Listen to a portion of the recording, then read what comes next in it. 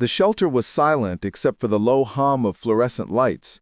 Rows of cages stretched into the dim corridor, each holding a story of abandonment. But one cage stopped her in her tracks.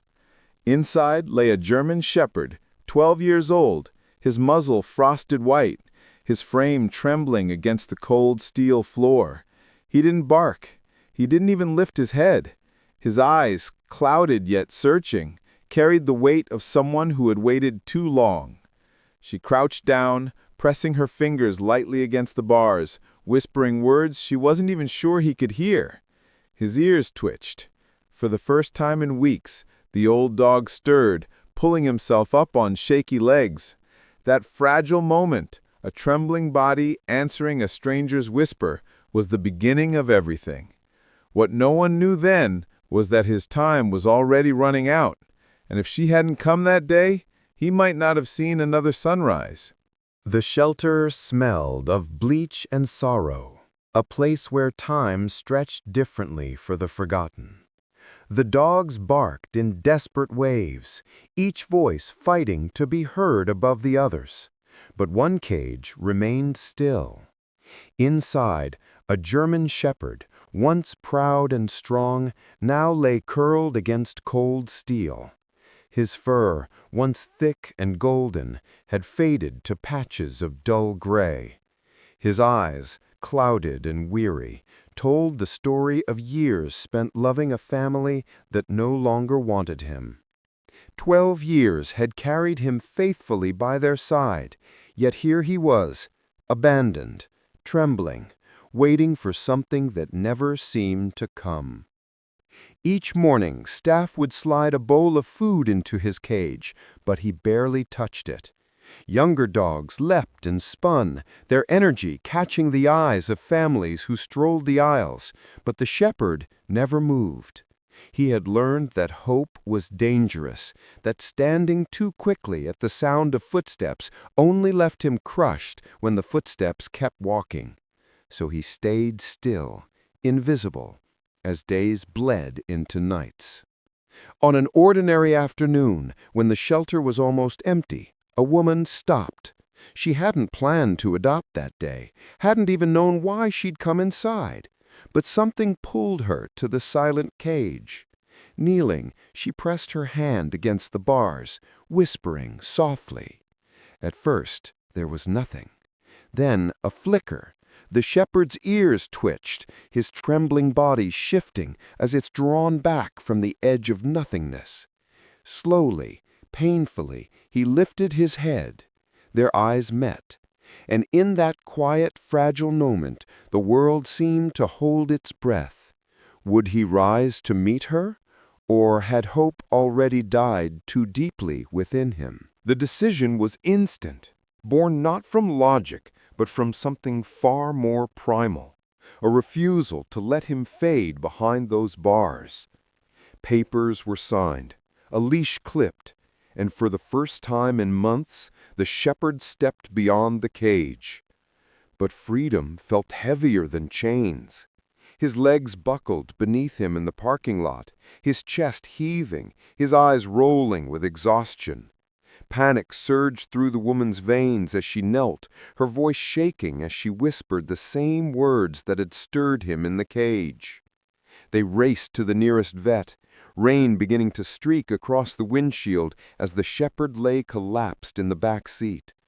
Machines beeped urgently as he was lifted onto a table, and sterile hands began their examination.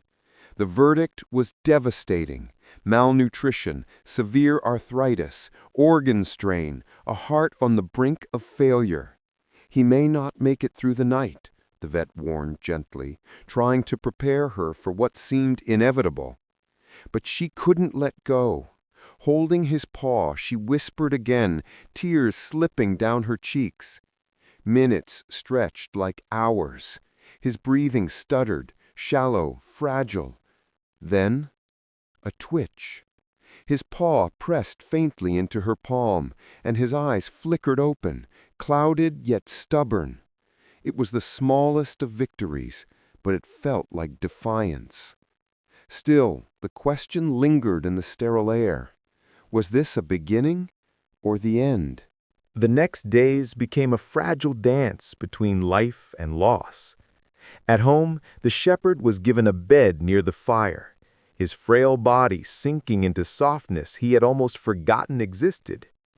Each meal was slow, measured, every bite coaxed with patience. Sunlight spilled through the curtains, landing on his graying fur. And for the first time in years, he felt warmth that wasn't a concrete floor beneath him. But healing was not linear. Some mornings he managed a shaky walk across the yard, tail wagging faintly at the sound of her voice. Other days he collapsed, unable to lift his head, his breathing shallow. Nights were the hardest, when silence stretched and she lay awake, listening to the fragile rise and fall of his chest, afraid each pause might be the last.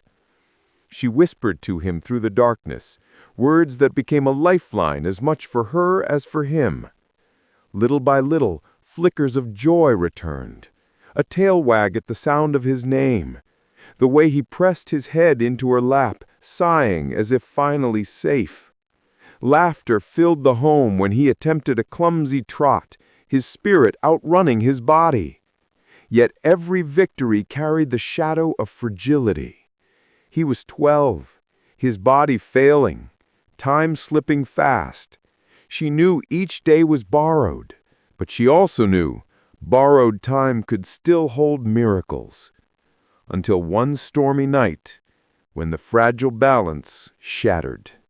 The storm came without warning, thunder rolling like cannon fire across the sky. Rain hammered the windows, and with every flash of lightning, the shepherd trembled. Then suddenly he collapsed, gasping, his chest tightening as if the storm outside had found its way inside him. Her heart leapt into her throat as she gathered him in her arms, rushing through the downpour to the car. The road blurred in streaks of rain and tears as she whispered frantically, begging him to hold on.